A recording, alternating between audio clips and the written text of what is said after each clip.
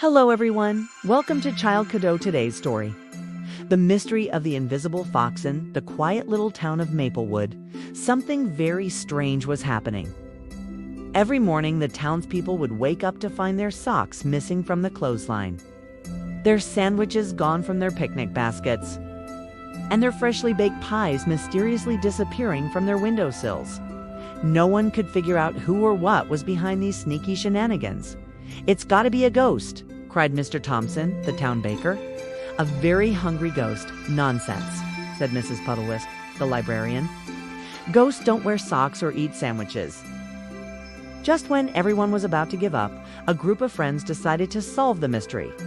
Toby, a clever 10-year-old boy with a passion for solving puzzles, gathered his two best friends, Lucy, an aspiring scientist, and Max, a boy who always carried a backpack full of useful gadgets. "We need to find out who's behind this," Toby declared. "And fast, but we have no clues," Lucy said, adjusting her glasses. "Then we'll find some." Max grinned, pulling out a magnifying glass from his backpack.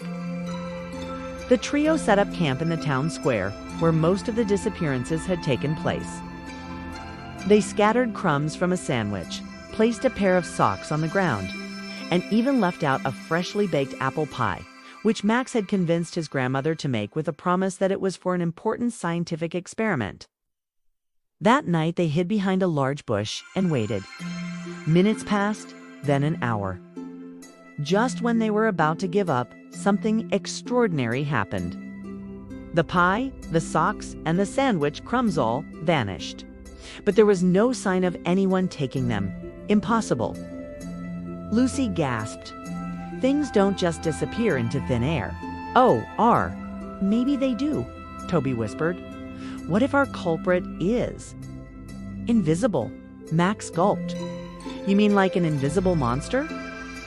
Lucy rolled her eyes. "Don't be ridiculous.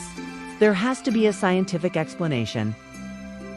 Determined to solve the case, the trio set up a series of experiments. They sprinkled flour all over the ground, hoping to catch footprints.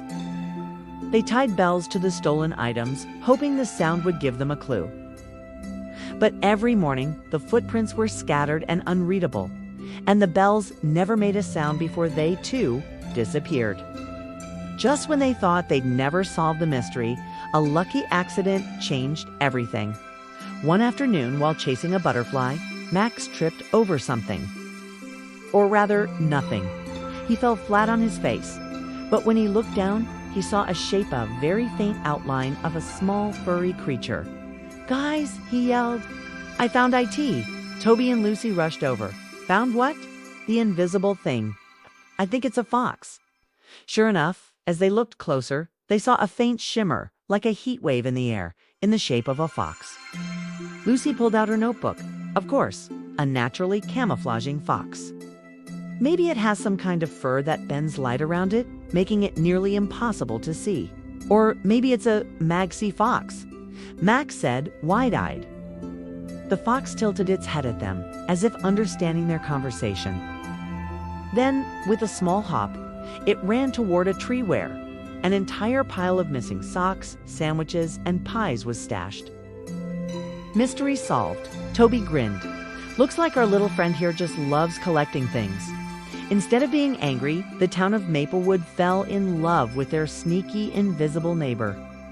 They left out extra socks and sandwiches just for the fox, and in return, the fox kept their town safe from real troublemakers, like the pesky raccoons who like to dig through the garbage bins. And so, thanks to Toby, Lucy, and Max, the town's biggest mystery was solved. And Maplewood gained a new, very unique, very invisible friend. The end.